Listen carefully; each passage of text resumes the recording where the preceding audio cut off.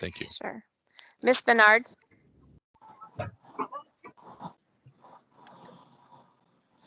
Mr. Furman. Here. Dr. Guadalupe. Here. Dr. Hans.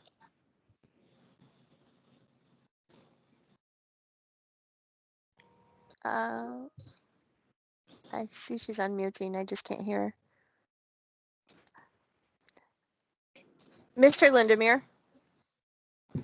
Here. Miss Namie Dyer. Here. Miss Newman. Here. Miss Root. Here. Miss Summers. Here. Dr. Taub. Here. Mr. Torres. I'm here. Mr. Landsman. I am here. And please let the record reflect that Hadass was on the other call. So I just texted her as well, so I think I'll let you know if somebody needs to text her the link. So I'm waiting for her to respond. thank you. All right. The next item on the agenda is the public notice. I'm sorry, public comment. Is there anyone that has registered to make public comment at this point? No, we do not have any public comment. I do want to remind our guests that they have two options. They can submit comment via the chat, or they can also use the online form. Christine, do you see the comment in the chat that people are waiting in a lobby to get in? Are we having multiple chats here? I'm hearing Diana, I'm sure. I believe I see Jillian put something. So I'm going to have Emily or Suzanne move into that committee of the whole meeting chat and then transition people over here. They can help us with that. And Judy, if you're hearing people, that means that you're still in both meetings concurrently. Oh, no. And I'm not quite sure how to identify which meeting is which. Okay. I'm open to a resolution to that. It's a little challenging with multiple chats. So I will have, when Suzanne and Emily move over to the committee of the whole meeting after they've transitioned everyone, I will ask them to end that meeting. And then we won't have the dual meetings going on. Okay. At this point on the agenda, it is the approval of the agenda. Is there a motion to approve the agenda? Motion to approve the agenda. This is Eric. Thank you, Eric. Is there a second? Support. This is Adam. Is there any discussion, changes or otherwise proposed for the change of to change the agenda? Hearing none, if we can Apparently I'm in both. I'm sorry, Jonathan, but yeah. That's all right. Judy, did you have any proposed changes to the agenda? I didn't. I just had a proposed change to having one chat. All right, thank you. All those in favor of the agenda as is, say aye. Aye. Aye. Any opposed? Then the approval, the motion carries, and we will maintain this current agenda. All right, on to the consent agenda. Is there a motion to approve the consent agenda, which includes meeting notes for the board, committee of the whole, CAC, oversight, and recipient rights? This is Steve. I move to. Go ahead. I was going to say Hadass. I move to approve the consent agenda. Second. This would actually, yes, thank you. There's a second. Is there any discussion or any proposed changes to the consent agenda? Hearing none. All those in favor of the motion to approve the consent agenda, say aye. Aye. Aye. Any opposed? The motion carries, and we've approved both agendas for tonight. The next item on the agenda is one of my favorites. It's the stories that inspire. And tonight we have Rick Page, Kenneth, is that Briggs? Trying to. It is. have a pop-up that I can't seem to turn off that's in the middle of my screen. All right, and Meridian Health Services with Ivan Roy. So I'll turn the floor over to you. Thank you, Jonathan. My name is Rick Page. I'm the CEO of Meridian Health Services. We are a treatment provider that provides addiction treatment services here in Southeast Michigan. I have with me Kenneth Briggs, who is our administrator for program relations. And he's largely responsible for our community relations and relationships with our PIHPs and with our clients. And with us today is Ivan Roy, who is a person that we served and has kindly agreed to come tell us his story as well. Before we get to Ivan, I'd like to tell the board a little bit about Meridian Health Services. And I apologize in advance. Christina Nicholas had sent me a kind of a form presentation that you all used for this, and our wires got crossed. We did submit a presentation, but it's different in terms of format than what you all have. Okay, there we go. So this is the first slide of the, and what I'm going to try and do for all of you is align this with what you're typically used to when a provider comes before you. Community Programs is an organization that has been around since 1968. We've provided addiction treatment services since that time. And in 2014, we created Meridian Health Services as a division of the organization. Our singular focus is to instill hope and restore health to those that are suffering from addiction and co-occurring disorders, as well as their significant others and their family members. And as part of that, we provide services really in two different domains. And historically, we've provided the services in the domain of the criminal justice system. But most recently, we provide those services in the domain of the healthcare system.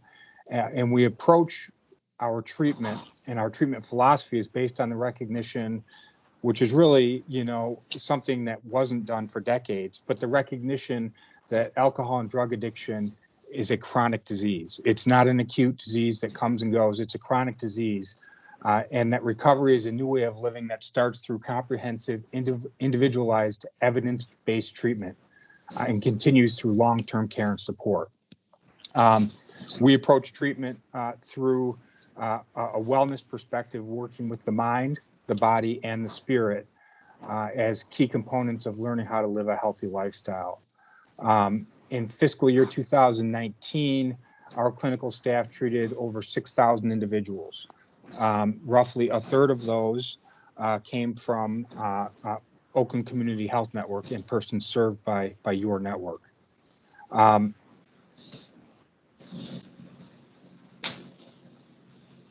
Bear with me one second. We are a nonprofit organization. I am the CEO. I've been the CEO since 2013. And I've been on the board of the organization since 2003. And in 2013, the board asked me to take over for the outgoing president, and I've done that. And as part of that, my main focus has been to change community programs from a criminal justice-based provider to a full spectrum healthcare provider providing addiction treatment at all levels. And so what we do as part of that is in terms of the services that we provide subacute detoxification services, which means essentially that someone needs support through withdrawal management. It's acute withdrawal management. We have 3 doctors on staff, 3 medical doctors on staff. Dr. Diane Morris is our medical director, and that unit is staffed 24/7 by nurses and nursing staff. So clients typically stay in that unit from anywhere from 3 to 5 days, depending on what their substance of choice is. and we administer treatment through protocols that are designed for whatever their drug of choice is. Once they are out of withdrawal management, we then transition them to residential treatment. And the residential treatment is provided in Waterford, and we have 2 gender-specific units. We have 1255 North Oakland Boulevard. We have our male detox and male residential, and at 1435 Oakland Boulevard in Waterford, we have our female subacute detox as well as our female residential. We have a total of 180 beds. We started with, in 2013, I think we started with a total of 23 or 24 beds total for our healthcare division of the organization. We now are 180 total beds for those 4 units combined. In the residential program, the clients stay in that program for anywhere from 14 days to 28 days, depending on the referral source. OCHN typically, and I'm sorry, Christine, whoever's controlling my slides, the slides are really not to your format, and I'm really kind of going in your format, and the next slide in your format is services provided, so I apologize for that. But in terms of the residential program, the clients are there for 14 to 30 days. And in our residential program, we have case managers, we have peer recovery coaches, we have counseling services, and each client has an individualized treatment plan. And what we have tried to do and what we've tried to become as a preeminent provider of substance use services is we've tried to create as many avenues to recovery as possible. And so when I came on board in 2013, for example, we did not have any Alcoholics Anonymous meetings on site. We now have AA meetings on site. We offer evidence-based treatment, which is a program called Living in Balance. That is our primary cognitive behavioral therapy program in the residential program. We offer counseling services 7 days a week. Each client gets an individualized treatment plan, and the components of that plan will depend on the client. It's not a one-size-fits-all. It can vary very significantly from one client to the next, depending on their family needs, their support network, where they are in their recovery, where they are in their disease. And it will be closely monitored and revised and developed between the counselor and the client throughout their treatment stay. We also have on-staff peer recovery coaches who are with the clients throughout their stay here and help them transition from one level of care to the other.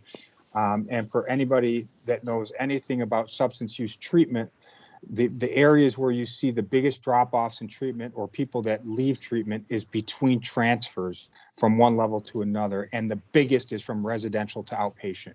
And so we focus very heavily on that, and we have our peer recovery coaches work with the clients, discussing with them their outpatient and aftercare appointments, where they have to go. And we reach out to those clients after they're gone with us to try and do whatever we can to facilitate that transfer to the next level of care.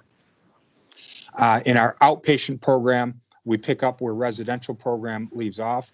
We integrate them into the community. We hook them up more deeply into the community-based resources that they can take advantage of, whether it's employment support, whether it's more mutual aid networks, AA, NA, other such kinds of networks. Whatever it is that we can support them with, that starts in residential and continues throughout their outpatient stay with us. And so that generally, if you have a person that is with us, they will start in subacute detox and go all the way through outpatient treatment. We have different levels of outpatient treatment, from intensive outpatient treatment to general outpatient treatment, but that is generally the course that you can expect. One of the other things that we have implemented and one of the other services that we provide is medication-assisted treatment. Medication-assisted treatment involves buprenorphine, methadone for treatment, opioid disorders. And we opened that facility to treat OCHN clients in 2000. It's been 2 years now, so 2018 in January. And we started with one facility here in Waterford that is attached to our women's facility. And we provide treatment to almost 400 clients at that facility right now. And that is strictly devoted to methadone treatment. And that is also staffed by medical doctors, clinicians, and peer recovery coaches. And a critical component of that service is for those clients who come into our program or who we inherit from another program and need medication to help them in their transition through recovery. They can get that medication. And that is not something that we as an organization had done. And it might come as a surprise to a lot of people that aren't familiar with what we do and the addiction treatment really area, is that a lot of people are or were against medication-assisted treatment. And it is not, again, a one-size-fits-all. But there are people that are so heavily dependent on opioids that it is an unrealistic expectation that those folks can maximize their chances of recovery without some form of medication assistance. So that's what we do, and that's the goal, is to get those folks off that medication as soon as we can get them off that medication. Some people, it might be a matter of weeks, some people a matter of months, and others who have been using for a long time, a matter of years. But that is more the exception than the rule. As I said before, we serve about 6,000 people each year, and at least a third of those, between a third and a half of those, when you include our outpatient, are OCHN consumers.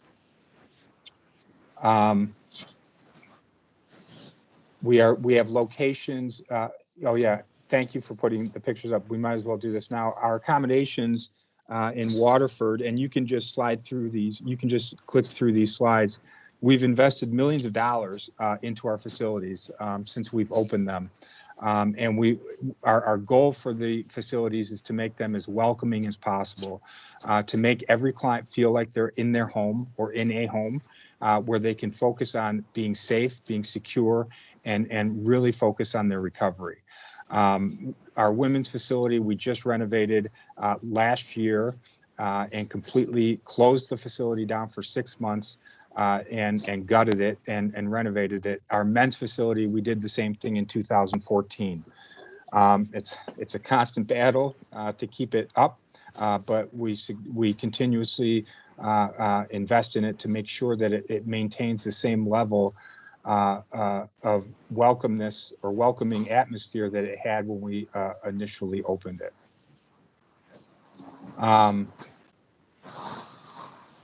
In terms of Oakland County, our main sites and locations, as I said, are in Waterford, and then we opened an outpatient office in Pontiac, and in that outpatient office we see general outpatient clients. We do intensive outpatient therapy, and we also do buprenorphine, which is part of our medication-assisted treatment program.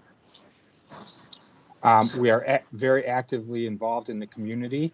And Ken, if you're still on, I would like you to talk about that in terms of telling the board kind of the things that we do to make sure that we remain involved in the community and our community partner with the PIHPs and our consumers. Hi, everybody. My name is Ken Briggs. And yes, I serve as the liaison from the PIHPs to the organization, and also in the community. So we still hold points of access with Oakland. Gosh, I just drew a blank. Point treatment court.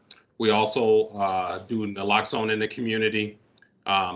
We have just great services in the community. We ask clients to come back to our facility for alumni groups.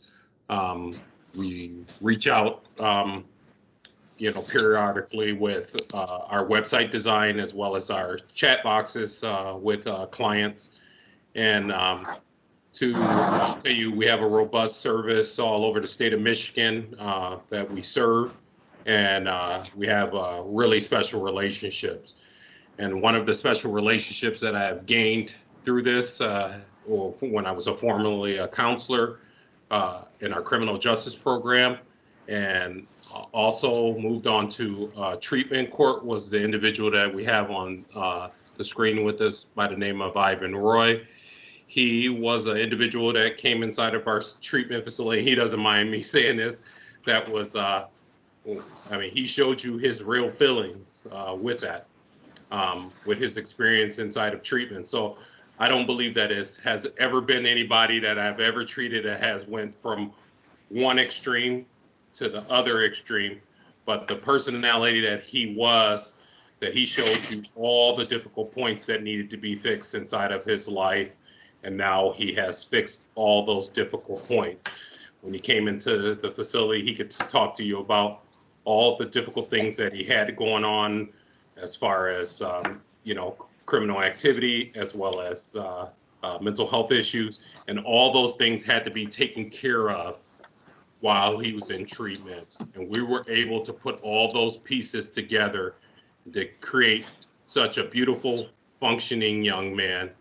And with no further ado, and I always call him beautiful, even in court, when we used to be in court 4 or 5 years ago, I called him a beautiful man that would get his life together, and he has. And I'm so proud of him for getting his life together. And this is a true story that everybody can learn from. There you go, Ivan. Hello, everyone. My name is Ivan Roy. Thank you for having me. Just so everyone has a little point of reference, I'm 34 years old. Was using since the age of 9, became a full-blown addict at the age of 17. 19 to 23 is a blur. I caught my first felony and I thought my life was over. So I just went to the extreme. I went as far down as one can expect, being a heroin addict, from stealing, lying, extorting family, prostituting. I've done it all. And then I found treatment. I would get out, I would stay clean for a little bit. I'd relapse, go back to treatment, do it all over again. And every time I went, it got worse. And I would just get angrier and angrier with myself due to all the shame and guilt I felt. And I didn't know how to deal with it properly. So it came out in anger. Due to that, I used to fight a lot. I've assaulted a few co-clients, which got me kicked out of treatment centers, such as Meridian and CPI. And then I got clean for a little while again, relapsed, and went further down.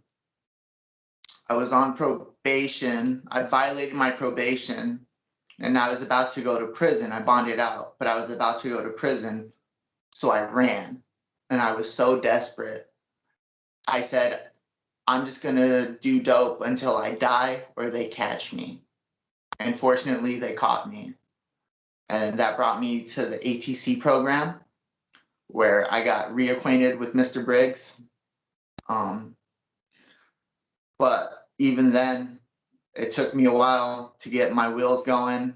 I was just cruising by, not putting the work in, thinking I could just cruise through ATC. And unfortunately, that was not the case. They were on me, they were invested in me, but I was not invested in myself. So one weekend, I believe it was like May of 2018, I was already in the program for quite some time. It's supposed to be a 12-month program. Took me years to complete. So about May of 2018 or so, I relapsed, but this time it was worse than ever. I got a new psychiatrist from one of my care providers, and she switched my meds. And again, that doesn't excuse me relapsing, but I do feel like that was a part of it. Because it was just a cutoff. It was not a transition of medications. It was just a cutoff. So I relapsed and I lost everything. Everything that I gained in during my time in treatment court, I lost. I got evicted from my place. I got my girlfriend evicted from our place. But I had a probation officer who was invested, as I said. He showed up to my house and said, "Do you want to go to jail or do you want to go to treatment?" So I chose treatment, and Meridian was kind enough to take me back after people vouched for me and they saw potential. So Meridian let me back this time, and I was so down. My face was scabbed up. I was 30 pounds lighter than I am now. I just looked horrible and I felt so bad. And I just wanted to leave. But with the medication to help me detox, I still wanted to leave. And Mr. Briggs personally came and talked to me and encouraged me to continue on. And I believe her name was Nurse Jackie, because I didn't have my psych meds when they wouldn't let me go back and get my medication. So I was at Meridian for a little bit without my medications for a couple of days, and I was freaking out. And then Nurse Jackie, she took the time and went the extra mile to get me my proper psych meds. Oh, I didn't say that. During all that time of relapsing, when I would take my psych meds, I would stay clean. And then when I would not take my psych meds, that's when I would lead to a relapse all those times for the most part. So to continue from where I left off, Nurse Jackie, she got my meds. I got regulated. And just, I don't know what it was, but I finally was invested in myself after seeing all these people. And thank God my support system was still behind me. So I decided to put the work in. And so with the tools that I learned at Meridian and seeing that the people that were fully invested in me, it was just such a good experience. I don't know how to explain it. They made it as easy as possible for me to transition into a fully functioning adult. And then because of my treatment there, I was able to complete treatment court. And now I'm a productive member of society. I've been clean for years. And eventually I want to try to help other people and look into becoming a peer recovery coach myself. So that way I can help someone that was like me.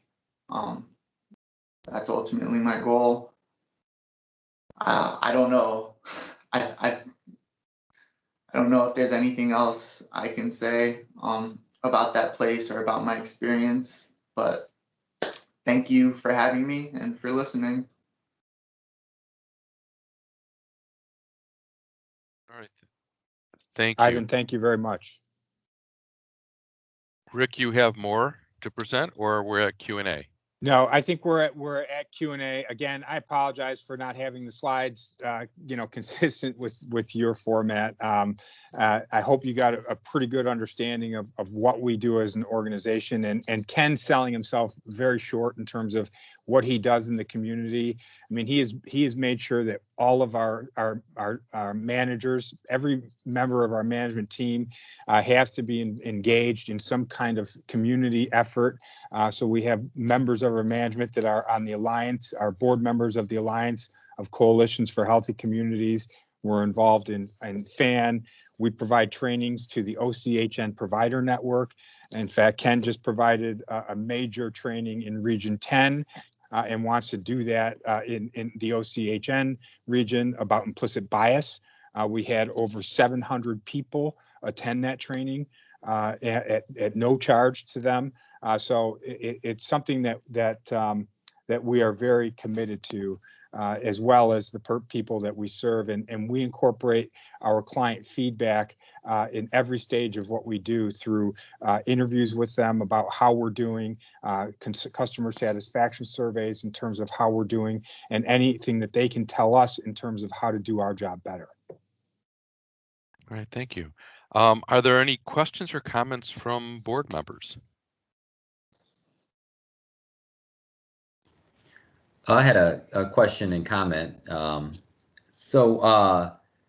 Congratulations to you, Ivan, on your sobriety. That's awesome. That's quite the story.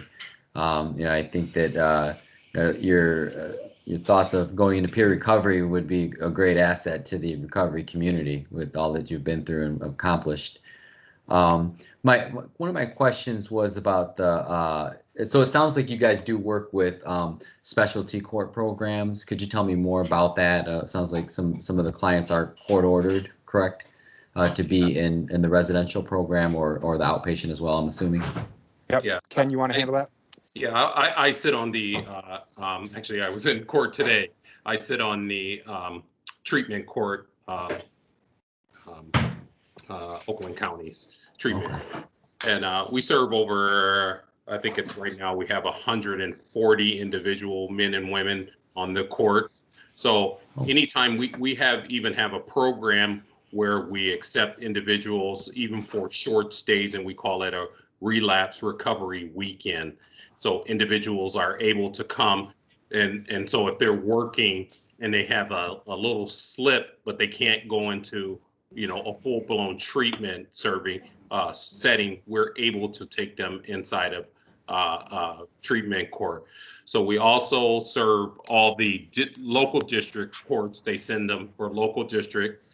And then we also serve the whole Michigan area for treatment courts. So we have treatment courts that are served from Jackson, Michigan. And so a great component of our program is that a lot of times when people are on treatment court and they're on MAT, so they're on methadone, people are really apprehensive about sending them to actually do a sanction or sending them to jail or sending them to treatment, because it's not a lot of treatment facilities besides us in Sacred Heart that does methadone and all the Suboxone treatment. So sometimes these people end up in jail and they end up suffering in jail, and it has the adverse effect for a lot of individuals. So what we do is that we step right in there and we take the person, and they can send that person to us right that day, and they usually contact me that day, and then we can have them show up to our facility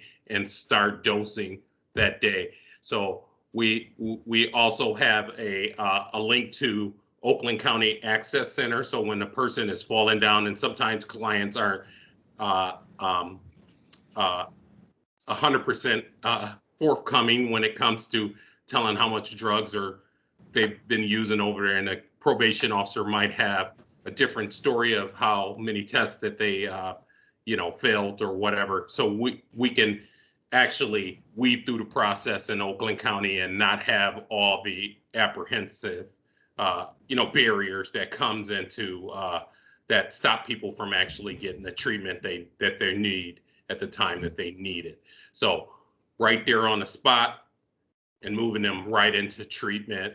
And then usually when you move them right into treatment after they get dosed and after they're clean and get their psych meds, it's a beautiful thing. They wake up and they see they're in a beautiful surroundings, and then they become the beautiful people that they're made to be. So yeah, we love that process. So we won't give up that portion of things. It's something that I cherish my work with. So yeah. Another question. How long is the residential portion of the program? And then do you guys also do a day treatment program? So the answer to that is on the residential piece. So we are governed by ASAM criteria. We are a level 3.5 provider under ASAM criteria, and it's really determined by what the medical need is of the client. Typically, the stay is anywhere from 14 to 28 days, but here's the problem. The problem is that most referring agencies still even now do not want to pay for more than 28 days, and they won't. And so, even though ASAM criteria might say, they should be still here, we do the best that we can to get them still a higher level of outpatient services after they transition out of here. I will say this, that people in Michigan that are on the Medicaid system with the provider network that is out there, in particular in Southeast Michigan, well, I should say in particular in Oakland County and Macomb County, if you have Medicaid coverage, you will get better treatment for addiction disease than you will with a Cadillac Blue Cross Blue Shield policy. And I know this because my son is in the system and is under my Blue Cross coverage, and he does not get the services that we provide here at Meridian.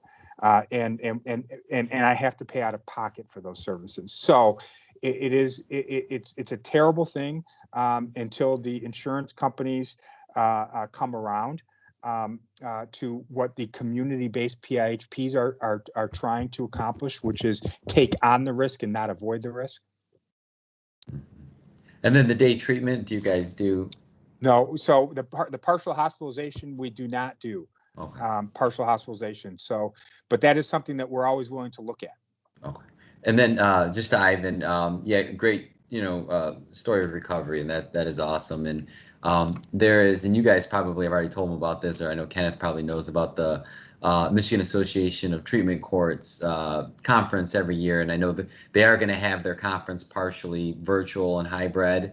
It's usually in Grand Rapids, so that might be something you might want to check out to get more involved in the peer recovery coaching, because I think that would be a great avenue for you. So that's awesome. Great stuff. Thank you. Thank you. All right, thank you. Melchiah, you have some questions or comments? Not a question, just a comment. I just wanted to congratulate Ivan on his success. I have family members that have struggled with substance use along with mental health concerns, and I know how difficult it can be to pull out of it. So I just want to congratulate you on your recovery journey. You look very well. You described how you used to look. You don't look like what you've been through. So I just want to celebrate you and the work that Meridian has done with you. Peer support, recovery coach is much needed these days, because we all know that the numbers are going through the roof when it comes to substance use right now, especially with the COVID. So just follow your heart, keep letting your light shine, and you do a great job. It's so nice to hear your story, and keep keeping on. Thank you. Thank you. Any other board members with comments or questions? Just looking for hands up. Sarah.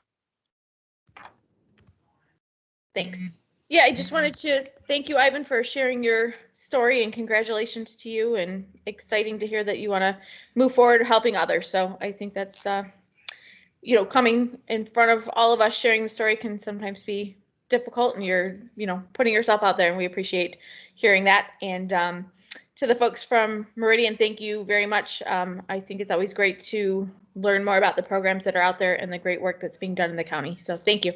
Thank you, Sarah. All right, this is Jonathan. In follow up to some of the comments or questions people had asked, and Melchiah mentioned that there's a growing demand or a growing number of folks with substance use. Are you seeing an increased growth in demand for your services either on the inpatient or ambulatory side, Yeah, given COVID? yeah, I think so. That, Jonathan, that's a very hard question to answer with COVID, because even though we do believe, and the numbers, the data out there supports that there is much higher use out there. There's a lot of people that don't want to come in a community based treatment program and get potentially exposed to COVID. But to answer your question, we are seeing, and I think Access is seeing, definitely, we are at full capacity almost all the time. The only reason our beds aren't 100% full is it's because it's very hard to keep beds 100% full because clients leave or they don't show up for their appointments. But we are at or near our capacity almost all the time right now. So I think the answer is yes, we are seeing. We are definitely not having any issues filling the beds that we have. All right. Thank you. And thank you all, Ivan, Kenneth, as well as you, Rick, for coming tonight, presenting to us to help us understand both what Meridian does. So I always think of the other Meridian, and I'm not going to mention their name. You're not alone. But also, Ivan, in telling your story and sharing your story and the challenges you've gone through. I can only be empathetic. Luckily, I haven't had that challenge, but I'm so glad that there was someone there to help you a few times. And I hope you do identify what it is that's that turning point that's making you or wanting you to drive towards making that investment in yourself. So if you run into a challenge down the road, and you probably will, again, that you can turn back to what was it that moment that said, I need to invest in myself again. So I Hey, wish Jonathan, you well. Yes, sir. Can I add one more thing? And I agree with everything that you've told Ivan. And by the way, Ivan, we're always looking for peer recovery coaches. So you're welcome to talk to Ken about that. But Jonathan, the one thing I wanted to say is we have contracts with 8 out of the 10 PIHPs. And I would say that without a doubt, and you as the board governing the operation should know this, that OCHN is the most supportive PIHP that we have in terms of our unified mission to serve our consumers. And they approach everything with an open mind and as a partnership in this joint endeavor that we have to treat these folks. So I just wanted you as a board to know that from a provider perspective. Well, that comes out of the capable steering of Christina Nichols and now Dana, our CEO. So absolutely, you'll see continued support. Thank you. Thank you. All right. Next on the agenda is our October financials, and this is for first month in the fiscal year. Anya. Yep. Good evening, everybody. Hopefully you can see the presentation. You can go ahead and move to the first slide.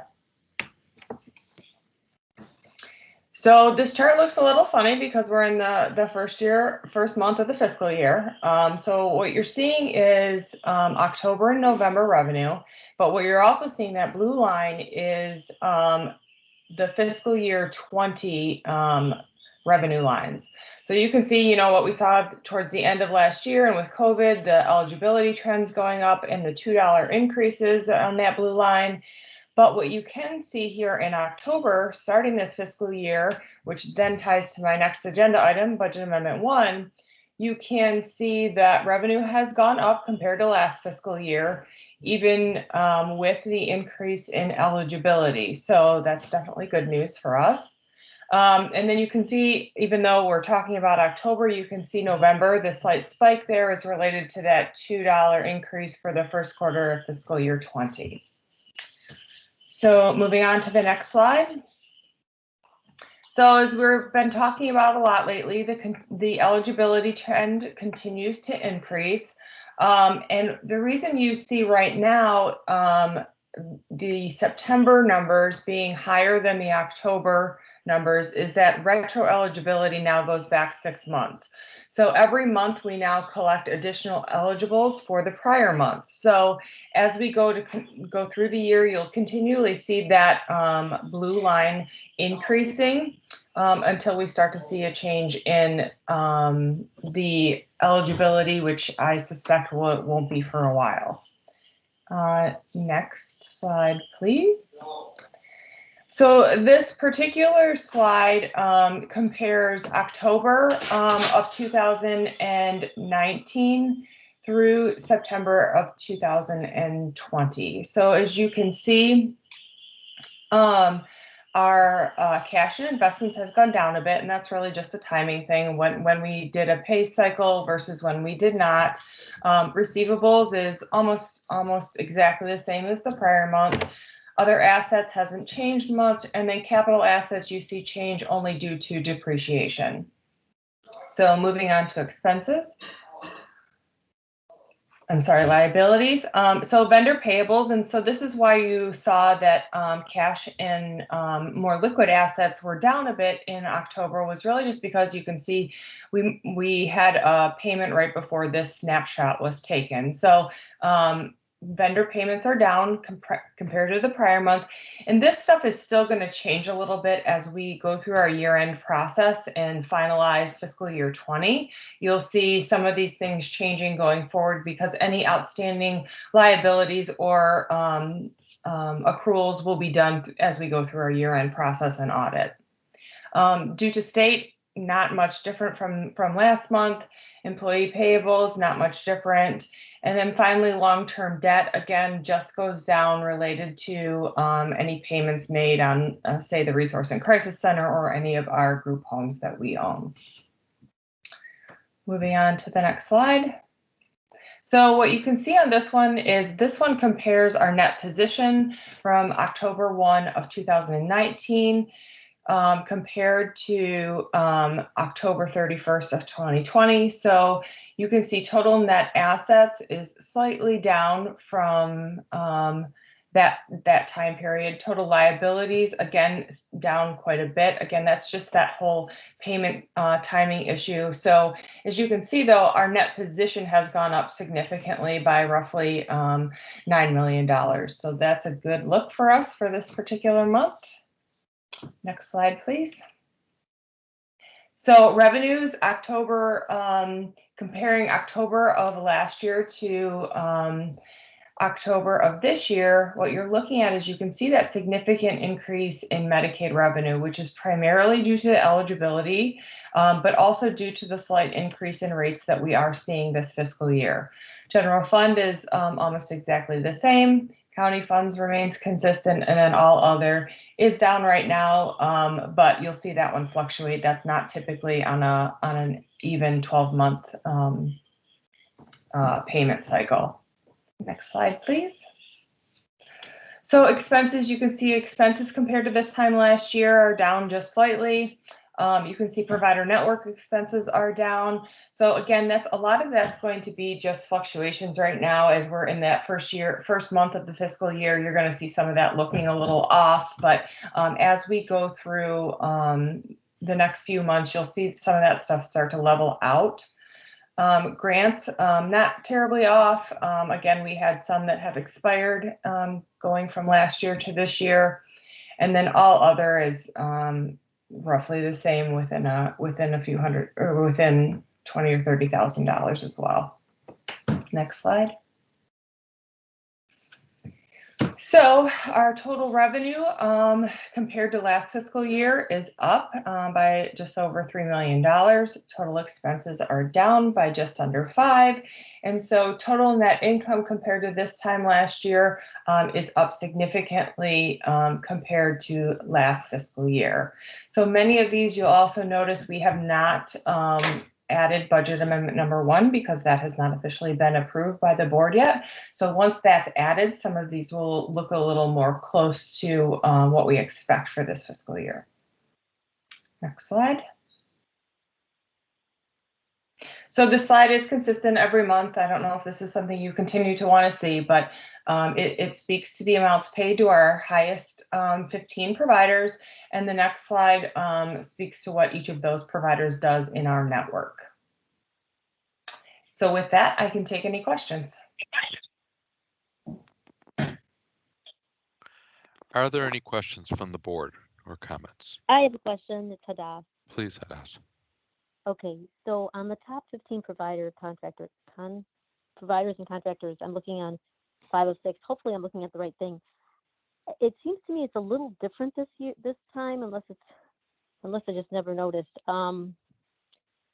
So we have one thing that says New Horizons Rehabilitation Services Inc. for $545,000, but then we also have New Horizons Rehabilitation Service. Can you back up? Can we back up to that slide so I can see what we're talking about? Sure. Okay, go ahead. So I was just trying to understand what's the difference between New Horizons Rehabilitation Services versus service. Services is 1, 2, 3, 4, the fifth one down. And then the 13th one down is services. That's a good question. To be honest, that looks like a duplication. I'm not sure what that is. I'll have to check back on that one. Okay, and then I had 2 more questions. So it also shows on this that we have Oakland County Treasurer for $703,000. So I was wondering what, I didn't get what that was. That's not normally there, I thought. Yeah, so and now that I think about this just takes the top 15 payments we made. So it could be that we made a payment, let's say that first New Horizons one was for September services, for example. And based on when we did this particular chart, we might have had another payment to New Horizons for, let's say, part of October. So this just grabs out of our general ledger the top 15 payments that have gone out in that month thus far. So that's why I think there's actually 2 New Horizons listed. So the one to the Oakland County Treasurer could be our a payment that we had due to Oakland County for so the Resource and Crisis Center, or the bond for the group homes that we have.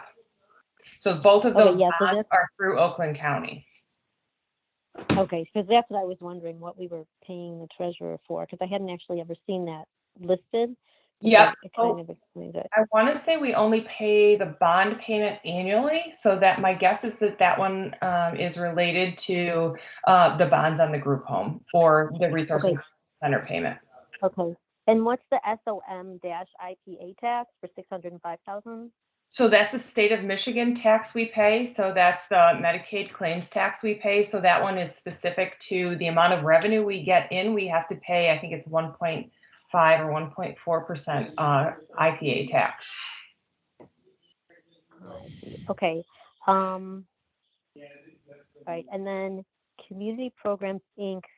I don't think it's normally, is that listed on what they are below? Because it's a different list than, we have our top 15.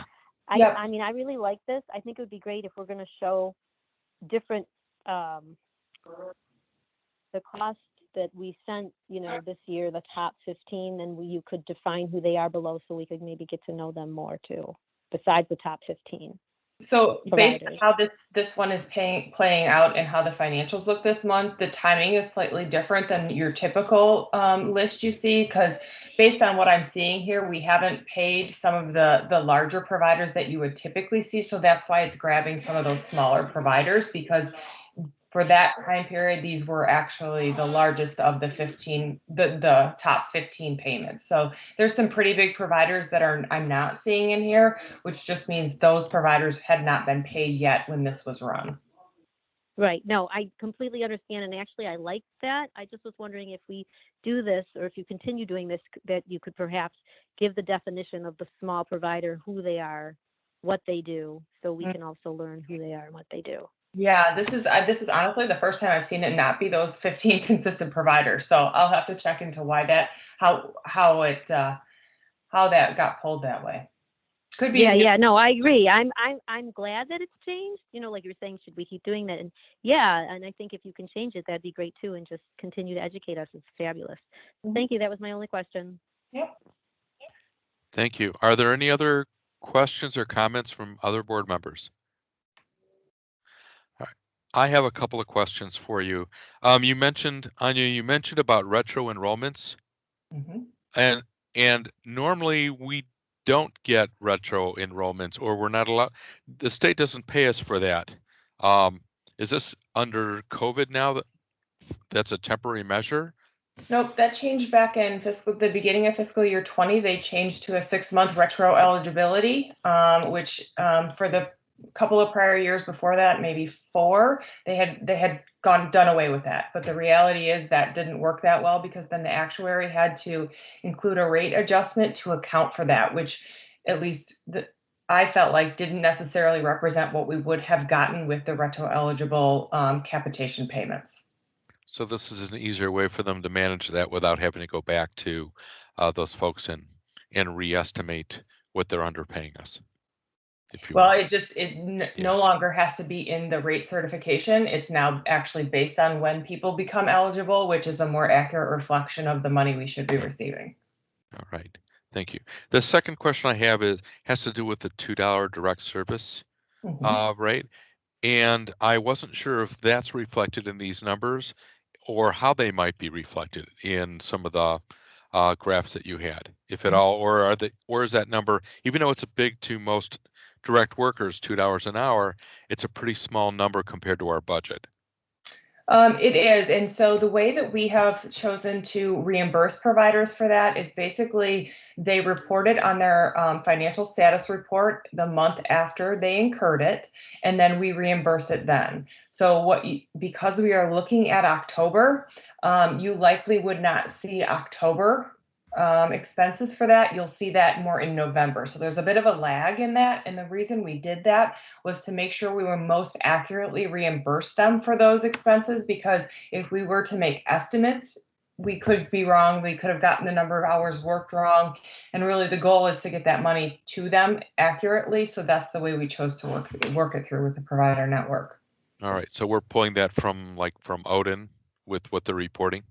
So they reported on their financial status reports, which are turned into us on the 20th of every month for the month prior. Okay, so that's not part of the feeds from them to OCHN. Okay. No, that would be their typical rate. It would be what is built into OCHN, whereas we're talking about the excess that is layered on because of the $2. So rather than, because it's intended to be time limited, rather than adjusting those rates, we chose to have them report, and then we go back and re-adjudicate at the higher amount. Okay, and I just realized I'm using the term OCHN, and we have a number of new board members. So OCHN, and I don't remember what it stands for, but I think it's our Oakland Data Information Management Data Warehouse. But I think I've got the name wrong. But your memory is better than mine. I would have not remembered even that much, because we've called OCHN since the beginning. So yeah, something from Bill Riley's days. So, but we collect a huge amount of information from our direct and our core providers through this database, so we can look backwards, look forward, be able to do modeling, all kinds of things that Nicole and now the whole analytics team can do because we collect this information. It is a differentiator between OCHN compared to a lot of the others, PIHPs, and certainly the CMHs, other than maybe Detroit Wayne. Adam, you have your hand up. Oh, I do? I'm sorry. Okay. I did not mean to do that. All right. Are there any other questions for Anya? If not, then we'll move into budget amendment number 1. Yep. So this is the budget amendment I presented on at the committee of the whole. If you want to go to the next slide, I'll just go over some very brief highlights. And I apologize that, at least for my screen, looks a little blurry. As you know, you all approve our annual budget in September, which is based typically on estimates of the information we know from rate certification estimates and eligibility trend. So that process starts usually sometime in June, and we're working on that through when you all approve it. So the numbers are estimates at best. So what we have going on here is the experience we are now seeing based on having a couple of months under our belts in the new fiscal year. So you can see an increase to Medicaid and Healthy Michigan, along with the increase for the first quarter of fiscal year 21, the $2 premium pay. So those revenue amounts are being added to the budget in budget amendment number 1. It's about $15 million. We did see just after the start of the fiscal year a reduction in block grant, which is our SUD other funding. It is the general fund equivalent for the SUD services. However, we have seen an increase in PA2 or Public Act 2 money, which has significantly offset that reduction, which is a net of about almost $11,000 increase. So the total amount of increases included in revenue are about $15.4 million, and those bring us to $368 million in revenue projected for fiscal year 21. Moving on to the next slide, please. So expense adjustments are a couple of things.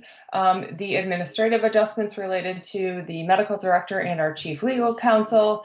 In addition to that, we also have included a couple of additional expenses in our provider network.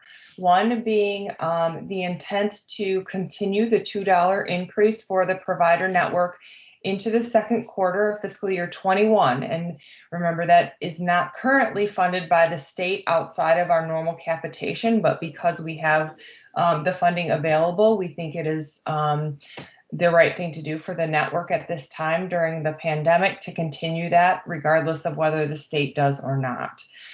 Hopefully there will be some adjustment to our revenue, but if not, we do have the revenue in to cover that. In addition to that, what's happening here with expenses is our proposed plan to do a residential pilot to try to see the impact on adjusting rates in a pilot small sample of residential providers paying $15 an hour. That has long been said to be the number that is the needed number to stabilize those providers and those staff. And so we thought we'd try it. So we're working on the criteria now to determine what would be the best fit to really measure that and see if that has an impact on residential providers and service delivery and outcomes for people. So that expense is included in this as well. The only other thing you see here is the claims tax, which we've talked about a little bit in financials, does go up with the increase in revenue proportionally. So with that, that's a roughly $8.3 million increase to expenses. So moving on to the next slide. So what this slide gives you is the fund source summary. So you all know we really function by fund source. We don't really function revenue. Coming in is not just revenue. It has lots of labels and restrictions and guidelines that we have to follow. But what a good thing is for us this year is, from a Medicaid perspective and a Healthy Michigan perspective, we are better than break even. We're at a surplus of about $5 million. And as you know, in fiscal year 18 and 19, we did use all of our Medicaid savings. So the goal this year is to build that back up again, because we will likely be at some point in the situation again where we have to use savings to keep the network whole. And that really is our goal, is to not fluctuate up and down with cuts and pushing money out that isn't necessarily of the best use at the time. So our goal is to try to build that back up a little bit this year. In addition to that, you can see in the next section for other mental health, we will have a surplus of about $3.2 million, and that's really primarily from local money, which is from the county. And again, that's a fund source that we do still have some reserves in, but that too has helped us get through the last couple of years. So again, when we can put it away, we try to make sure we do put it away so that we are able to keep networks stable in those down years. Finally, substance use revenue. As I mentioned, we did see a pretty significant decrease in block grant, but as you can see, the PA2 money more than covers that. So we will have a little excess in block grant, or I'm sorry, PA2 money of about $2.9 million. And I sound like a broken record, but that too has helped us through the last couple of years of deficit spending to get through to be able to cover expenses within the network without making rate cuts or service cuts. Next slide, please. Okay, back up one slide. So what you're not seeing on here, or at least I can't on my slide, maybe it's just my slide, you can't see the total the total surplus that ends up at the bottom of the budget there. But that intent with that remaining surplus is, as I mentioned, to put that away for years when we don't have that situation. So with that, I can take any questions, and or otherwise we'll be looking for approval of budget amendment number 1. Any questions from the board?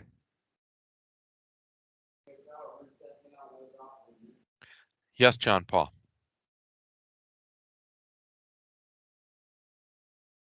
You may be on mute. I was, thank you. I know you mentioned this, the committee of the whole. I just wanted to revisit it again.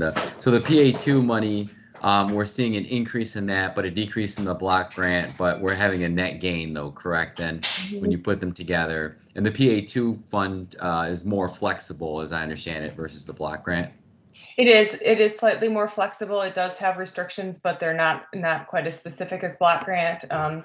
You know, it's differently restrictive, I guess. It cannot be used for administration. It's only allowed to be used on services. Okay. And then the pilot program of the $15 increase, or the $15 living wage, I guess you could call it. Now the purpose of that is more for retention, correct? Is that what it is? The objective is there? So not just retention. I think our hope is to see if testing that theory changes things, and does it change the service delivery? Is that the magic number? You know, that's what we continue to hear from people, is that number. So rather than assume that that's going to fix it and try to get the full amount, we wanted to test it and see what happens. Okay.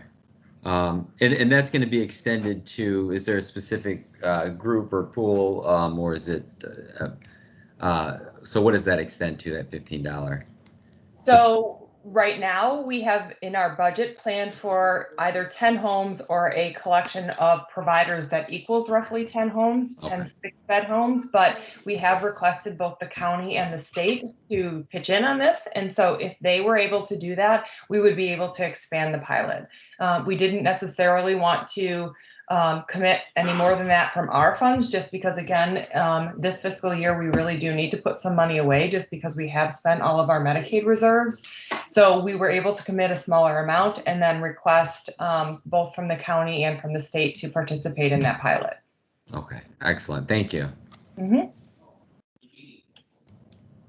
Judy, I see your hand up. Yes, thank you, Jonathan. Anya, in terms of the pilot, are we committing then to the $15 wage beyond the pilot to the people who are receiving it? How is that going to be managed? And where will we see that in the budget? Or has that been factored into the line item?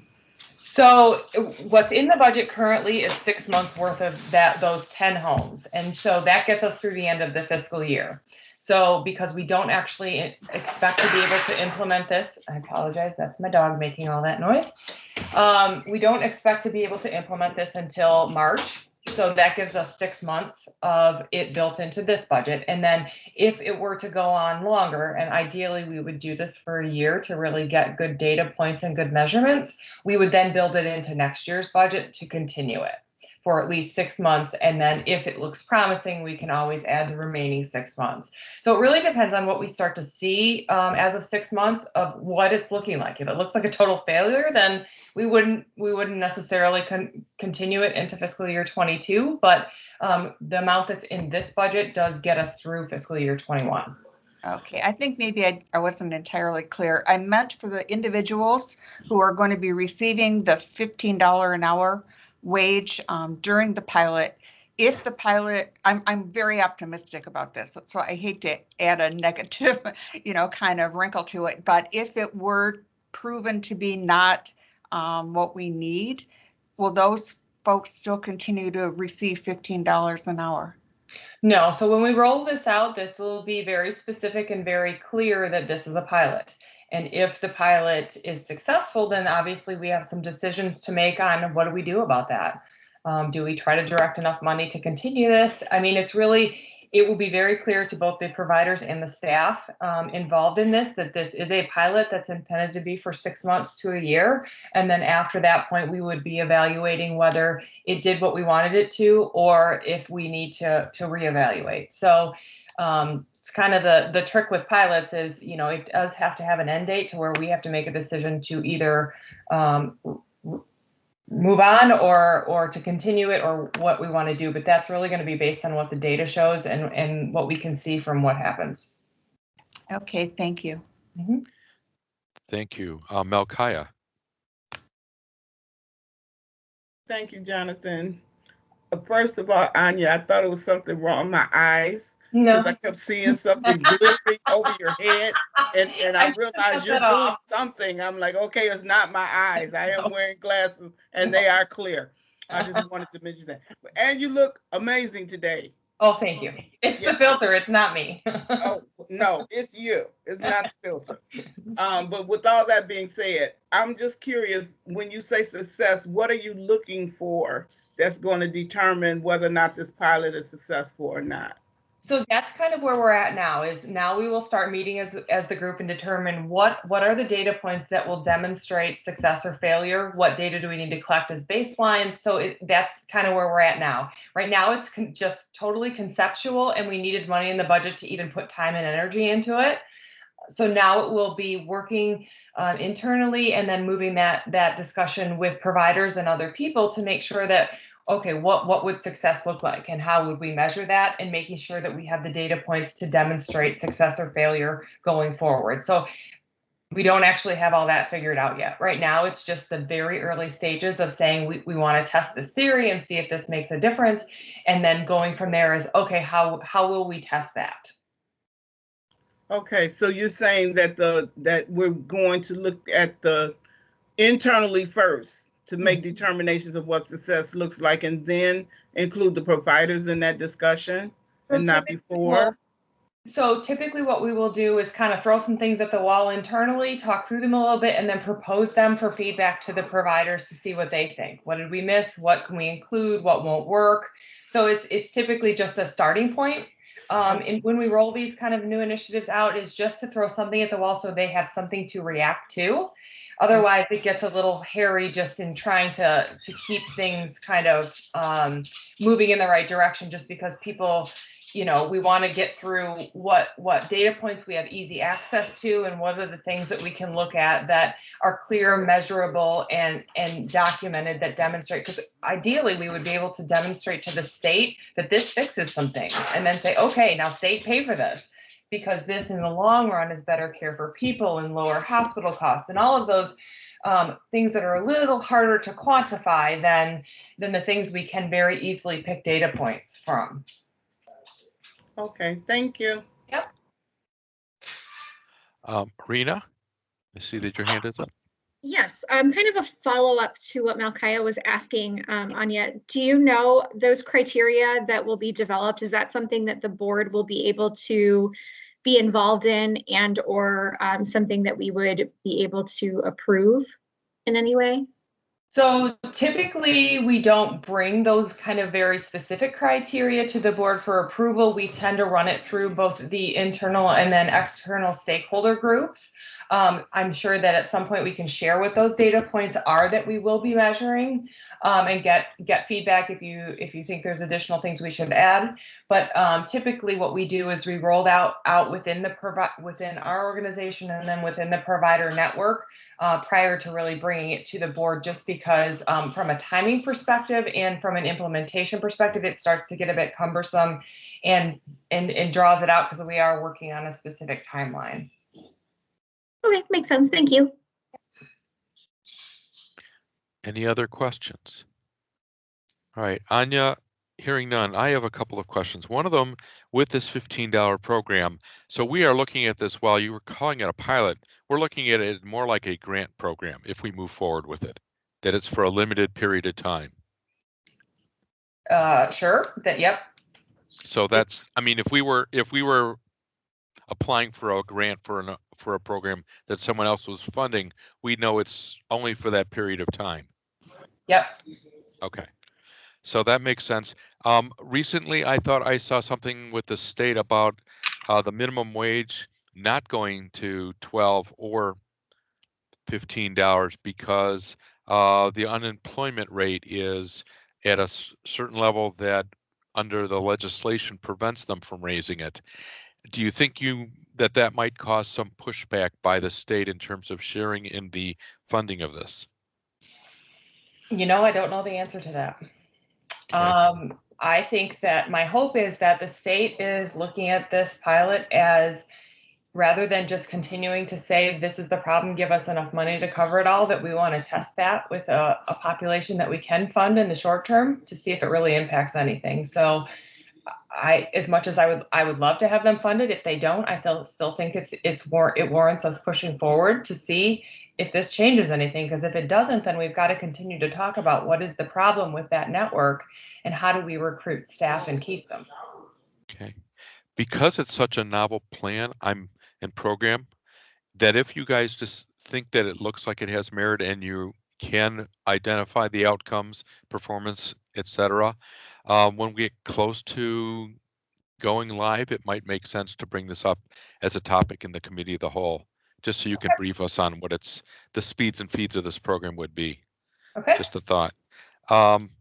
The second one I wondered about, as it relates back to the budget amendment number 1, is the $2 an hour rate. I thought I saw that that's equivalent of about $2.5 million. And we're going to pay for that out of our ISVs, our reserves. It looks like if the state comes back and then does pass the pending legislation, then that source would change from coming out of our reserves, and whether that's unrestricted or not, and then it would come from them as a source. Is that the game plan? So yes.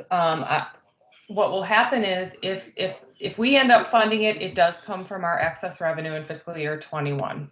And so that reduces what we would be able to put in savings otherwise.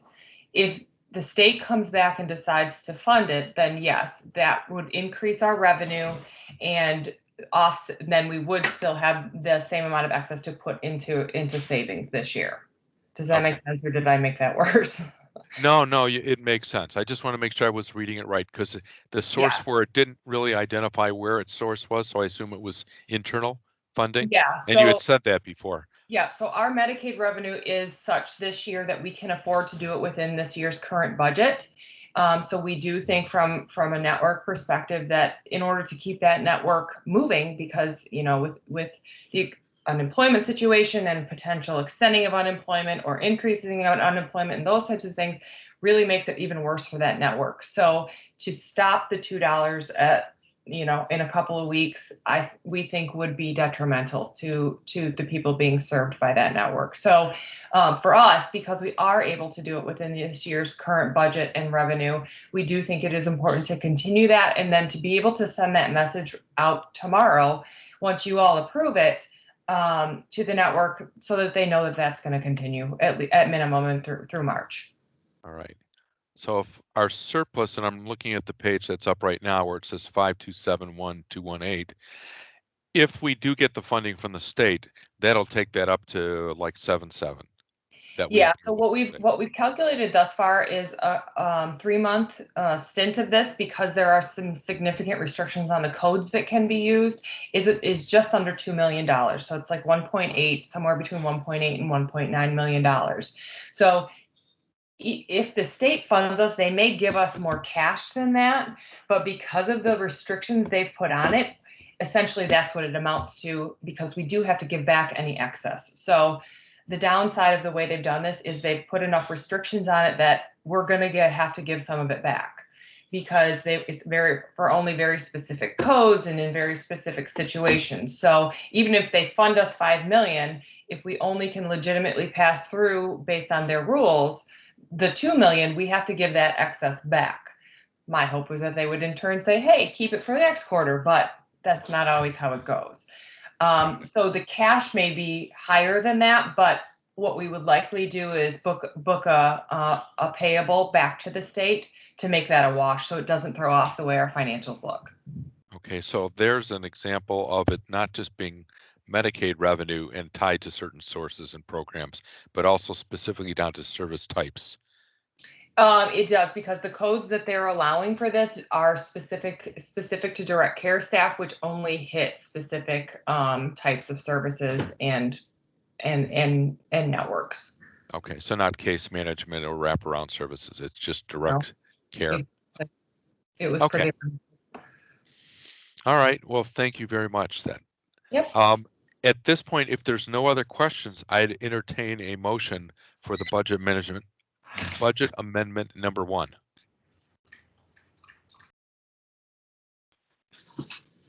It's Sarah. I'll make the motion. Thank you. Is there a second to the budget amendment number 1? I'll second that motion. It's John Paul. Thank you.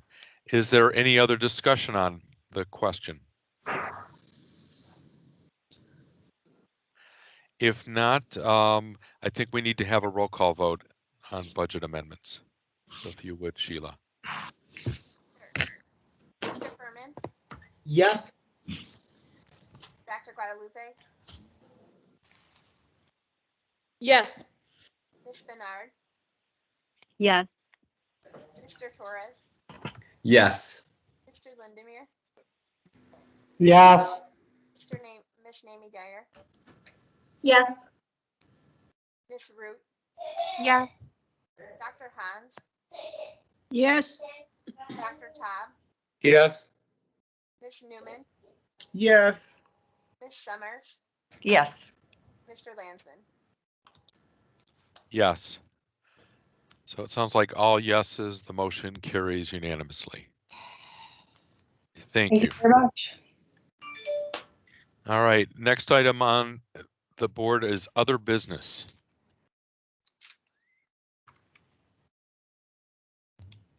What other business do we have under other business? I don't have any details.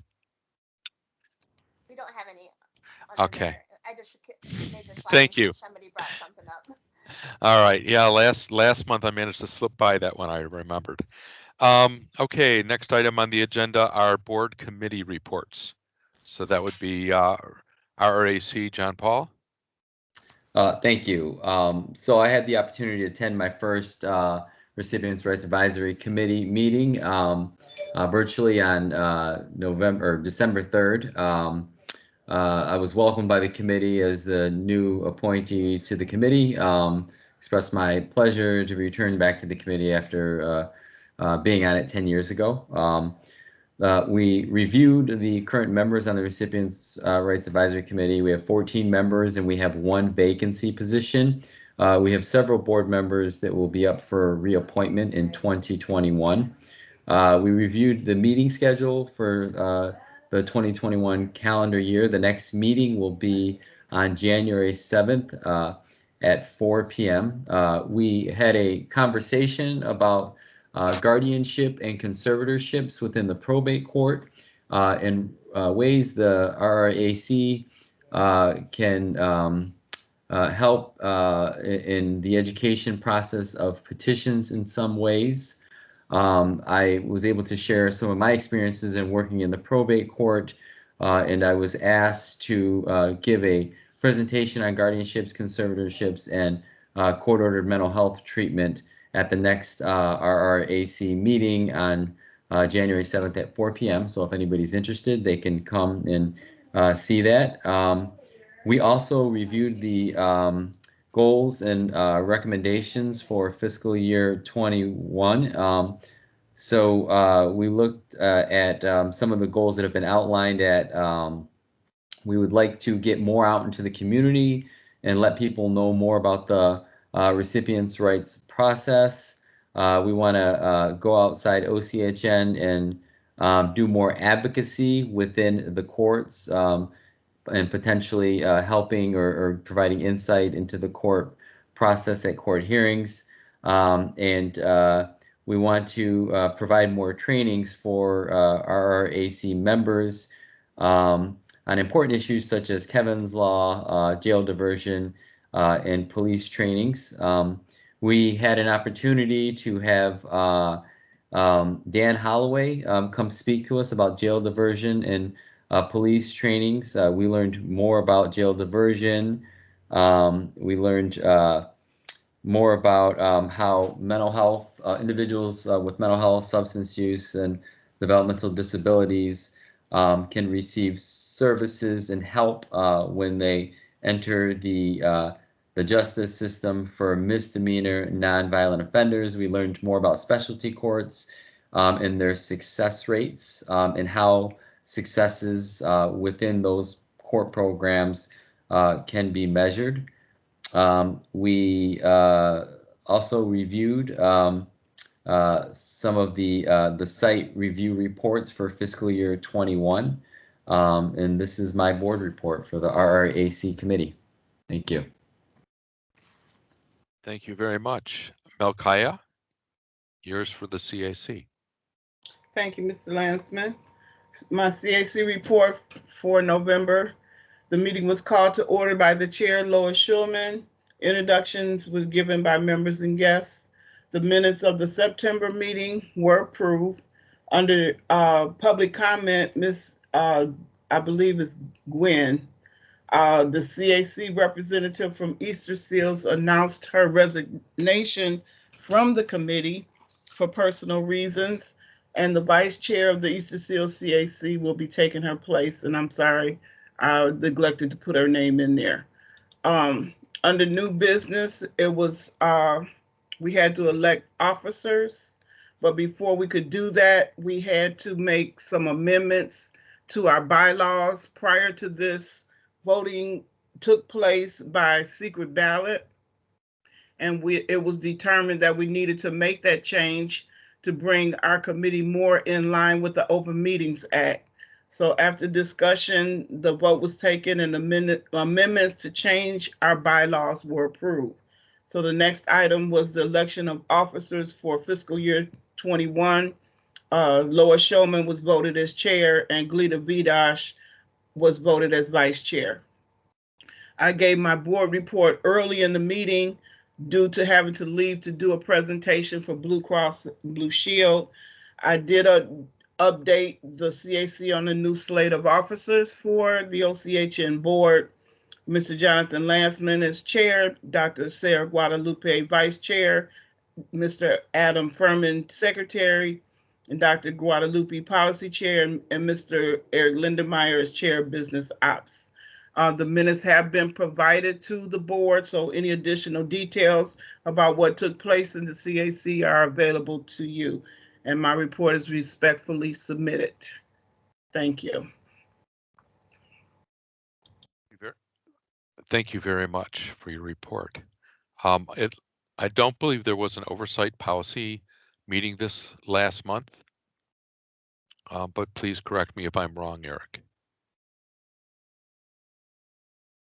Okay.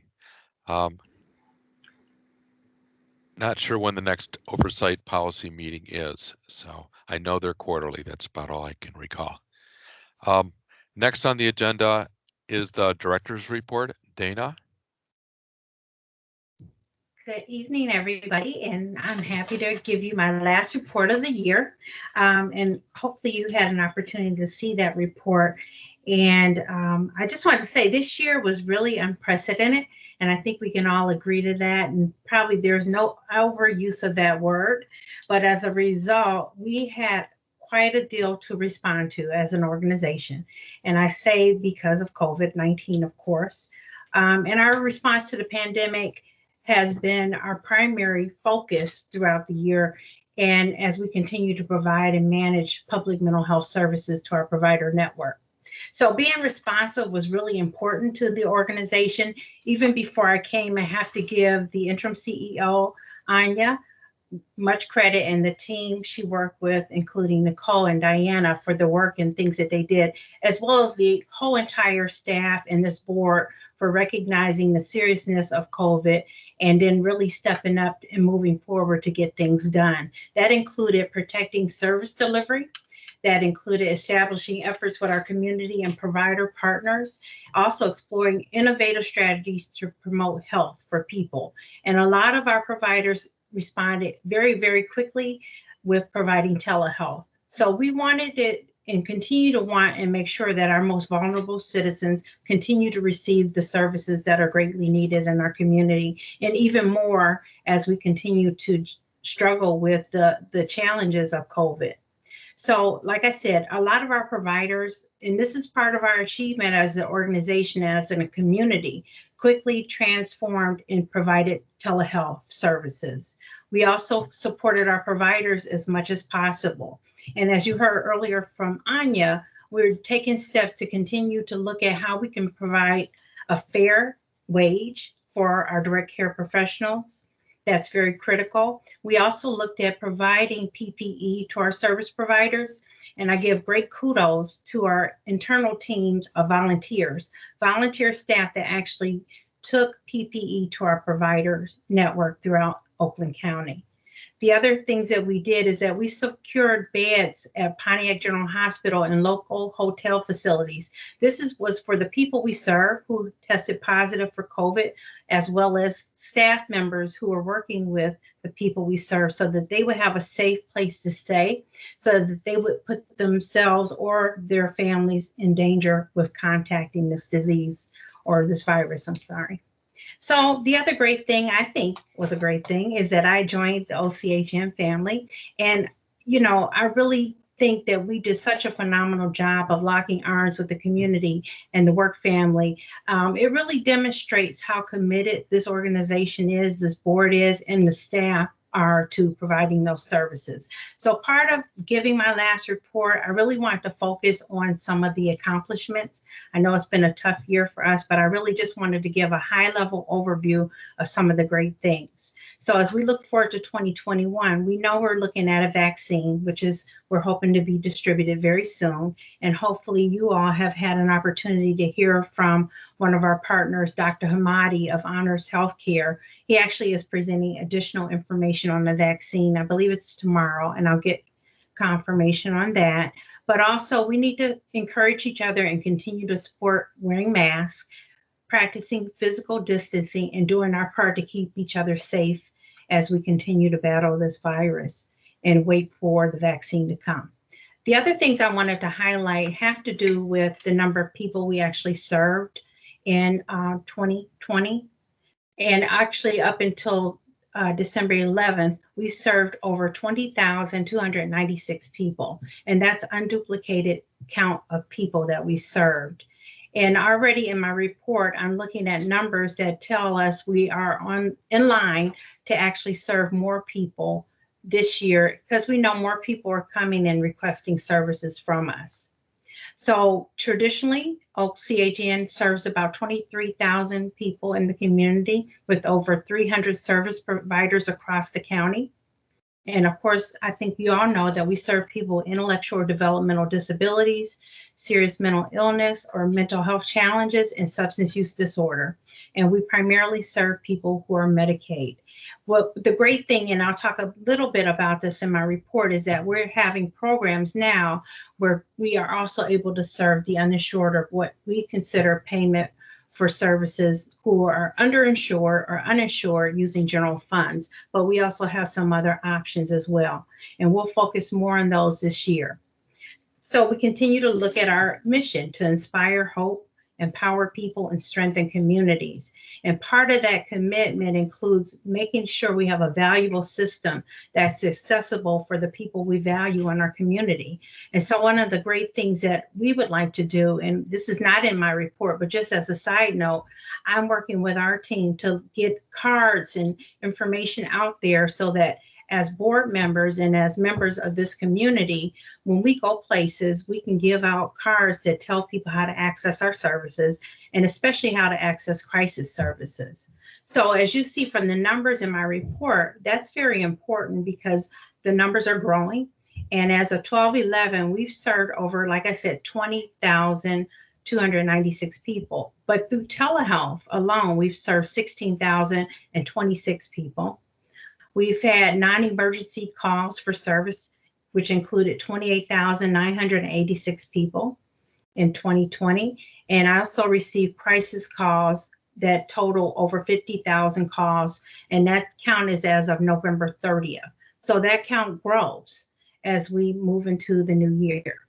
Access eligibility screenings, that's for new people coming into Oakland County and requesting community mental health services, 6,417.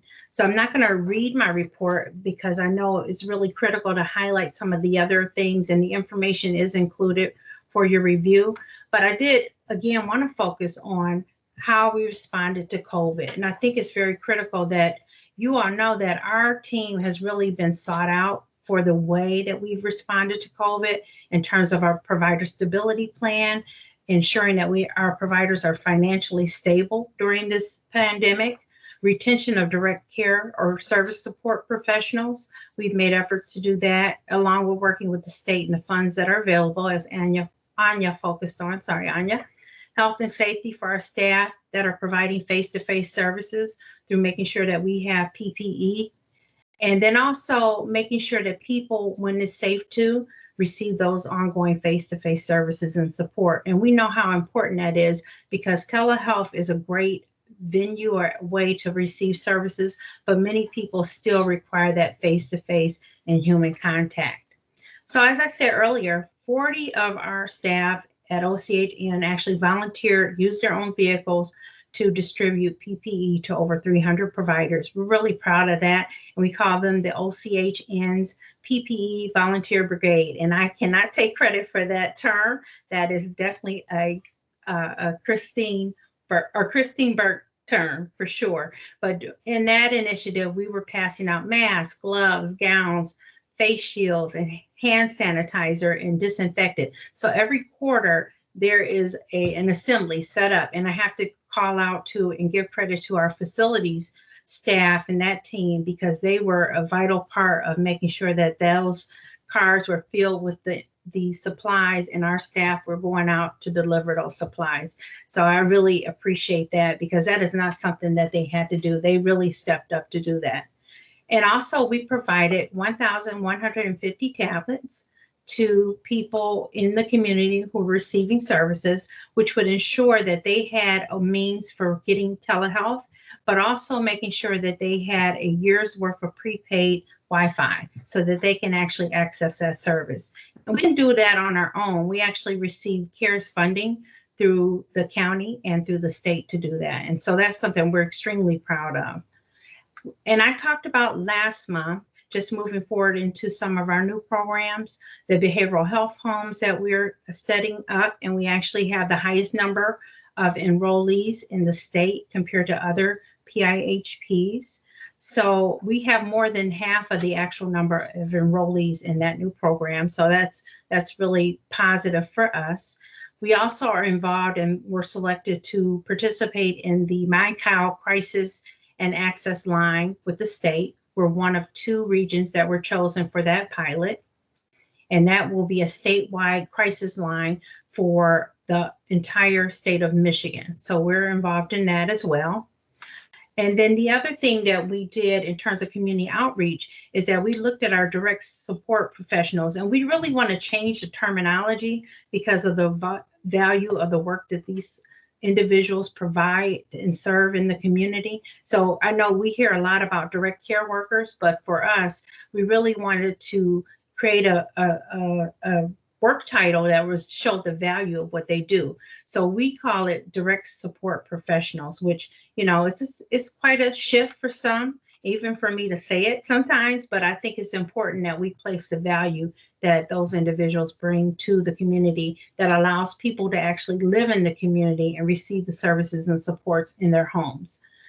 So as I joined OCHN, we also had quite a few virtual events, and I was happy to be able to participate in those as a new part of the team.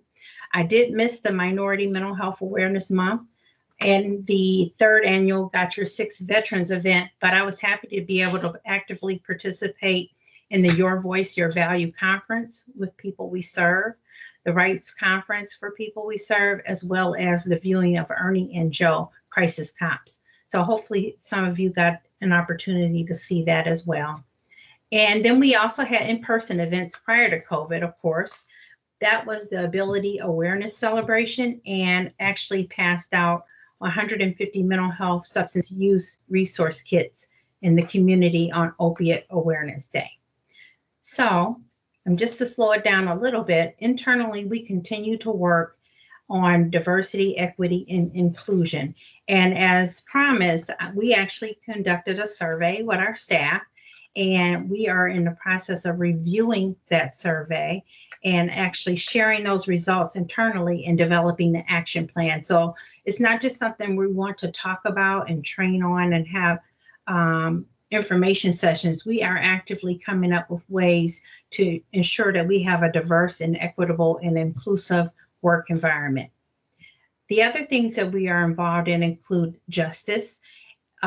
The justice initiatives that we actually are involved in include the city of Pontiac, but not just the city of Pontiac, but other communities in Oakland County, to ensure that we're applying what is considered evidence-based model, the sequential intercept model, to ensure that there are crossovers or alignment between the criminal justice system with jail diversion, as well as the mental health services and substance use services that are needed for individuals involved in criminal justice.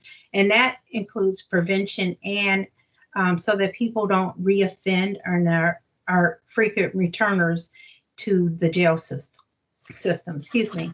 So we all know that we had some leadership changes, and I joined the organization after being appointed in July of 2020.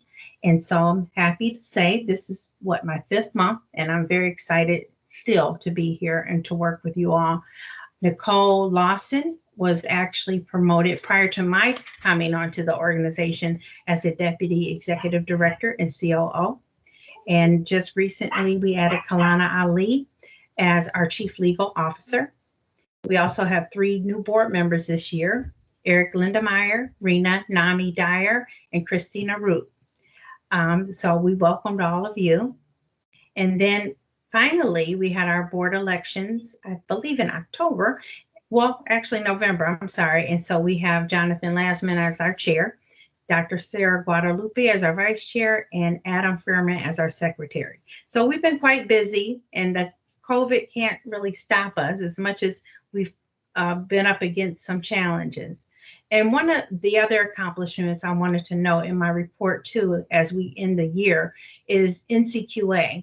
And I know the Director of Quality, Marquita Macy, I believe is her last name, I'm still learning names, was huge in that leadership of getting NCQA accreditation, which really gives us a competitive edge when we look at our work with the health plans and then really looking at integrated health care. So that was a very big step. And now the real work is to continue to be accredited in the next 3 years. So when they come back, we're still and continue to be ready for that. We also looked at our work with the Michigan Department of Corrections, and we actually transitioned some programs in, which we're quite proud of. We continue with our trainings, which is going to be really important as we move along to continue with our trainings in the new virtual world. And so our staff is really committed to that and doing a great job to continue with trainings that originally they would do face-to-face. And finally, looking at transportation, we do have a 3-year grant, a $90,000 staffing grant from the Federal Transportation Administration. And that's something that we are really focused on, because we know that that can be a barrier to treatment and care when people don't have the appropriate transportation. So we do have some ideas this year, and as part of our strategy to really formalize a program that we can bring to this board probably later on in the year, more closely to the next fiscal year, about how we want to roll out better transportation and manage that service so that people can actually have access to services. So with that, I think I gave you a lot of information. If there are any questions, that concludes my report. Malkiah. Thank you, Mr. Landsman. Thank you, Dana, for that very comprehensive report. And I have to thank you and the staff for the surprise. My husband came in the house and said, "Look at what I found on the porch." And we were not expecting a pound cake, which was absolutely delicious. So I just wanted you and the staff to know it was greatly appreciated. I've been on this board since 2007, and this is the first time in my memory that as a board member, I got a gift from the staff. So I really do appreciate that. Thank you so much. You are so welcome. And I can't take credit for all of that. Of course, we're a very comprehensive team. And so the ideal came up, and I thought, the rest of us thought it would be a great way to acknowledge how much we appreciate this board and your commitment to us so that we can do the things that we need to do. So thank you. I just have one question. In your report, you referenced the getting the hospital beds at Pontiac General and the hotels rooms for staff that didn't want to go home. And I didn't know if that's continuing or if those efforts had stopped, because I know the numbers had gone down, but now they're back up again. And I'm just wondering where we are with that. Thank you. Yes, that is actually continuing. That is something that we would hope by now we could sort of come back from. The use has gone up, and we should be able to provide more additional details and numbers in January about how that is going. But we do know that the numbers, and I think I did report this last month. I want to make sure I give you those COVID numbers on a regular basis, but we had a great increase from November to December in the number of people who tested positive. And also, sadly, we had to report a few deaths as well. So I'll give you the additional numbers. I do believe that information is boardable. And so we make a point of making sure we update you almost every week or every other week when we get significant increases or decreases in the numbers of people with COVID. Thank you. You're welcome. And if I could add something, the state actually now is rolling out a dashboard. So at our last PIHP CEO meeting last week, they actually demonstrated a dashboard that they are going to be using for people that are served through the PIHP that are testing positive, and really breaking down the data in terms of area. So I think we see it a lot with the county websites and things of that nature. This will really look at the data that impacts the people we serve more specifically. So I think it's a really great move by the state to show that not just the nursing homes, but the people we serve in community mental health are also very much impacted by this pandemic. Thank you. You're welcome. Any other questions or comments from the board regarding Dana's report? All right. Next on the agenda is public comment. This is our second chance for folks that listen in, stream, or participate to provide some feedback to us. Very important. So we have an ear to the community. We did not have any public comment tonight, Jonathan. All right. Thank you, Christine. All right. Next item on the agenda is board member comments. So if we go through the roll call and offer a chance for board members to make comment. Sure. Ms. Summers. Muting. Thank you. Just thanks to all who put this meeting together. I know a lot of work goes on behind the scenes, and I always get so much information. Just want to make sure that you know how much I appreciate your effort in making it clear and understandable. That's a bonus for me. Continued good wishes to all who are celebrating or will be celebrating holidays this month. And I hope that we can look forward to a better 2021 with the promise that the vaccine will be available to most of us by mid-year. And I think that that alone should be kind of inspirational when we haven't had much to really cling to lately. So stay safe, stay well, and Happy New Year.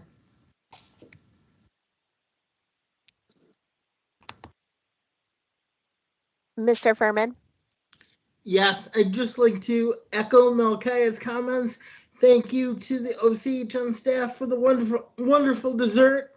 I'd like to also say thank you to the participants in Meridian Health for the presentation tonight, and also just for the entire network from OCHN down to the individual providers of going through a difficult time with COVID and still doing the best we can to provide the services and quality services to the greatest number of people. So have a great holiday and be safe, everyone. Dr. Guadalupe? Yeah, we'd just like to thank all the staff that Dana just talked about in her board report that are out volunteering, taking PPE and helping throughout the community. So thank you to those, as well as all the staff at OCHN and our providers. I think people are putting in a lot of work, and I hope that you will take time to disconnect as much as you can. I know we're 24-hour agencies and things like that, but hopefully that you will get some time during this holiday season to disconnect and really take care of yourselves. So I wish everyone a safe and healthy holiday season. Ms. Newman?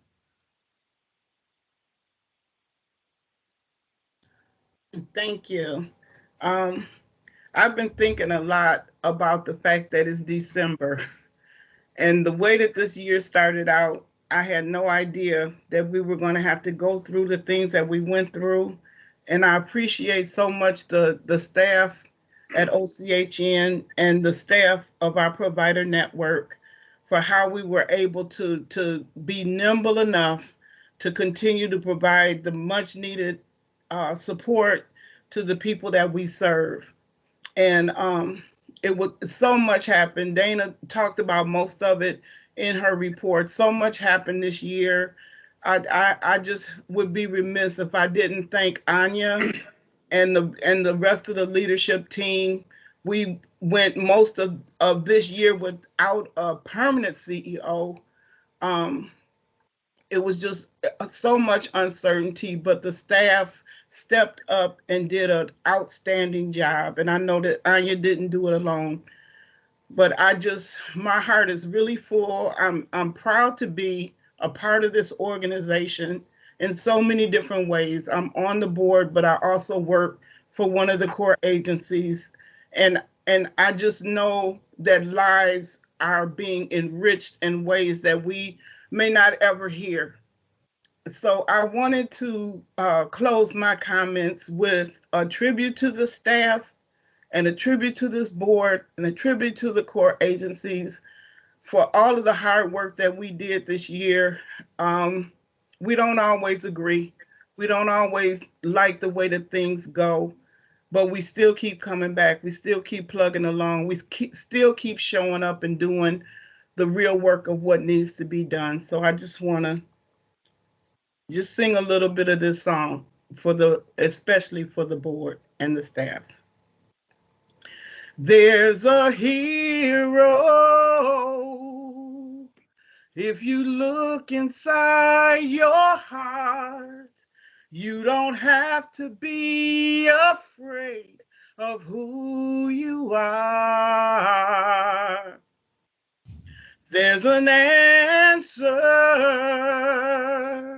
if you search within yourself, and the emptiness you felt will disappear.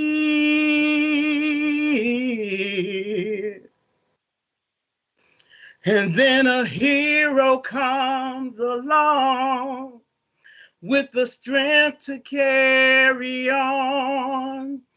And you cast your fears aside, and you know you can survive. So when it feels like hope is gone, look inside you and be strong, and you'll finally see the truth that a hero lies in you.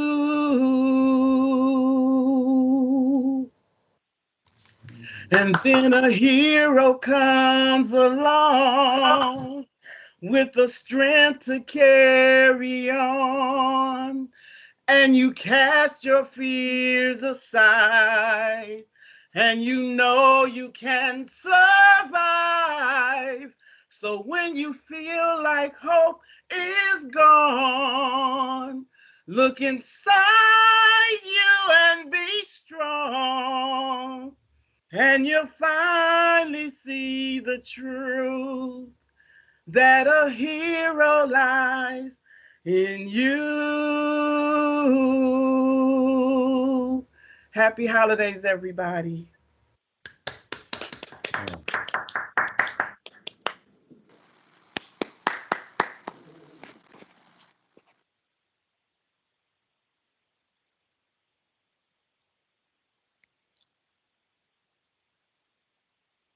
Sorry, just got a little teary-eyed. Dr. Tom? Well, after that, I don't really have very much to say. Happy holidays to everybody. I still haven't eaten dinner because I had a snack this afternoon. I forgot I was going to eat dinner at 5 before the meeting, and I had a big piece of that cake, and I'm still not hungry, so I don't know if I'm going to even have dinner. But thank you to Dana and the leadership team and the awesome staff for that gift. That's all. Miss Bernard? I want to also first thank Miss Newman for that amazing song. That was quite incredible. We should have had her go last and we could have said goodbye. But thank you to the staff. I loved hearing everything that's going on. The facility staff at OCHN is always really great. So I'm so happy Dana had a shout out for them, and the Kristen and her staff, and everybody for the beautiful cake. Thank you for the meeting. I'm really looking forward to a new year, and happy holidays, and have a safe, happy new year. Dr. Hans?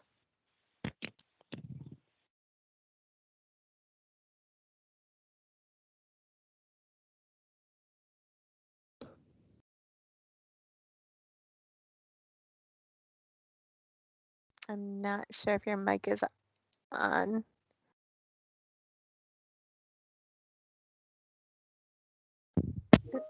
Okay, can you hear me now?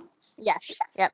Yes. Yeah, wanted to thank Malkaya. That was amazing. Such a profound tribute. Thank you so much for everybody who works so hard to enrich their life and support the people. I am really humbled by the sacrifices that the staff have made, the direct care professionals have made throughout this year to support people that we serve.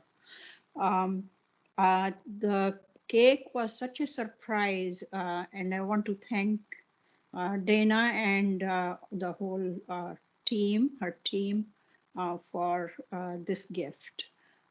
And I wish everyone a happy holiday season. Please be safe. Thank you and good night. Mr. Torres?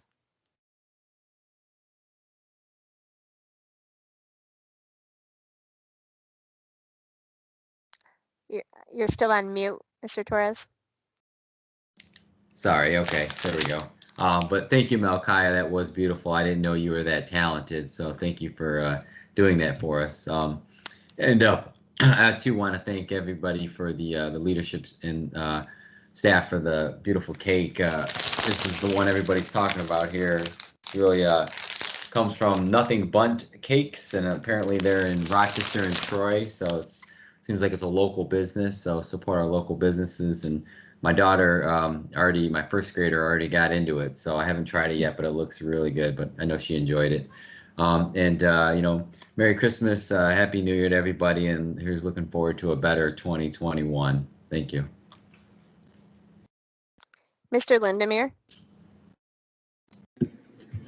I just say happy holidays to everyone. Look forward to having a much better 2021 than this past year. And I would just ask Dana to please pass along my gratitude to the staff and the providers for all of their work in such a difficult, the most difficult year of my life anyway.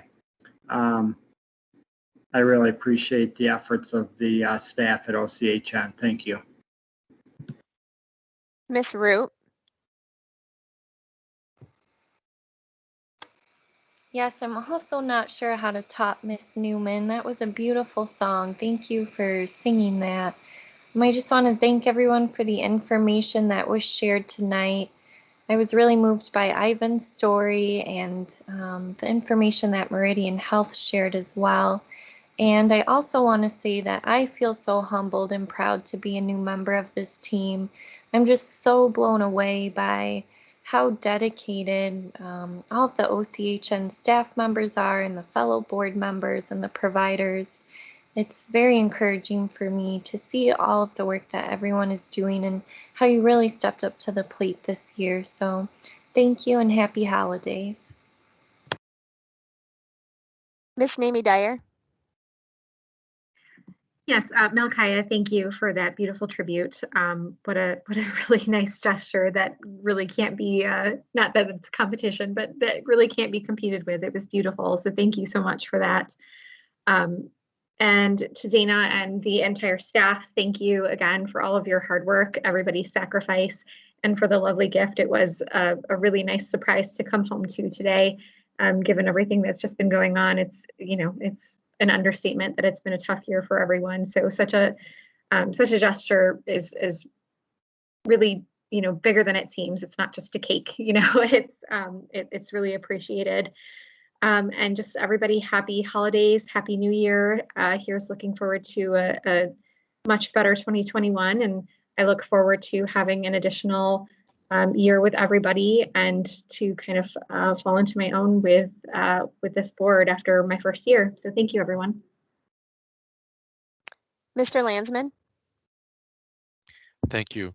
I just wanted to take a minute and say thank you to the folks we serve. I know that you've been out there struggling and taking it one day at a time as well. The staff helping you get through it, the direct staff, the core providers, the direct providers, our folks on the front lines or supporting those on the front lines, our leadership team, Dana, and then also our board. I will tell you that we didn't know where we were in January last year. We had just gotten in the news in December that Annette was leaving us, and we had to find a replacement yet again. A few of us pulling together to figure out where and how could we do this. The board collectively trying to identify what's that persona of who could we find to replace her, to take us from where we were and evolve us into that next organization. Tonight I was reminded about Marquita and her team helping us evolve operationally with the NCQA certification. So that helps the state look at us not just as a PIHP or a CMH, but as a healthcare provider. Physical health, mental health, substance use, emotional, as well as services and supports for those that are developmentally disabled. So quite an amazing feat, and it's just one of a number of things where the organization pivoted to go from bricks and mortar, as I think the old term was for stores, to being much more agile and more virtual. So that takes technology, it takes being tied in, it takes a passion, it takes desire, it takes it means that most people that work for us are part of the mission, if you will. It's not just a day job, and so I'm always amazed at everyone who shares my love for this passion for improving healthcare in Michigan, in our communities, but taking it that next step because you're living it in the areas that you are. So I'm just so appreciative of that. So I'm going to take a slight tangent, just thinking about Sarah and Pat when he was on our board, and Steve and Melchiah and Judy for helping us find Dana and bringing her on board.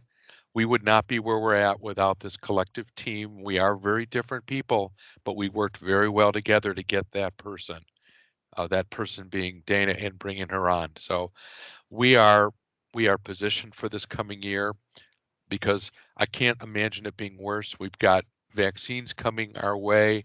Sooner or later, we will all get them. I would encourage everyone to get their flu shots. I'm now sounding like a Steve commercial, but get your flu shots if you haven't already.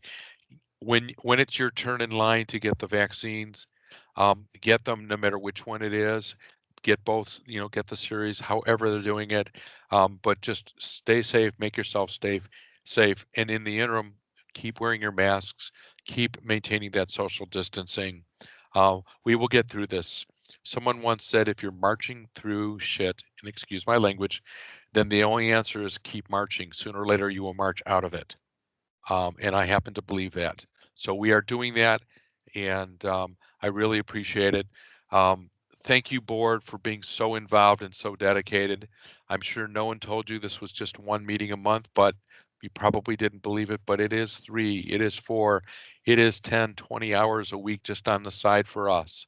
And so here's my little commercial. So at our next committee of the whole meeting, which is January 11th, you'll see our calendar and what's going to go on for topics into committee of the whole, the board meetings, and the study sessions, and the activities related and around Community Mental Health Association, and their winter conference, the spring conference, the fall conference, and getting ourselves involved. So it's time to pick up the pace.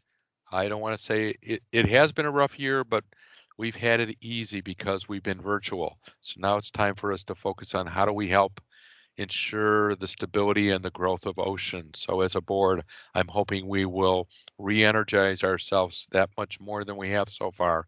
And working with the board and the leadership, we will help evolve us, we'll evolve the state, and we'll start to help them understand what we need to do to offer good, strong services and supports to the folks that need us across the full spectrum, whether it's substance use or developmentally disabled or mental illness or severe emotional disturbance, you name it, or other things as we're branching into new areas that this NCQA allows us to do, and the things that the state is looking for us to do with these other grant programs. So I'm just so excited about being a part of that, and for us helping us continue and grow that vision. So thank you all so much. It's been a wonderful year. It's going to be another great year. We're going to look back next year at this time and say, wow, look at these 2 years. We did amazing things in 2020 and really incredible, amazing things in 2021. So thank you. If there's no other comments, I'll call this meeting adjourned. Thank you all so much. Happy holidays. Have a good holiday, everyone. Night. Good night. Thank you. Good night. Good night. Happy Happy holidays, holidays. everybody. Happy holidays, everyone.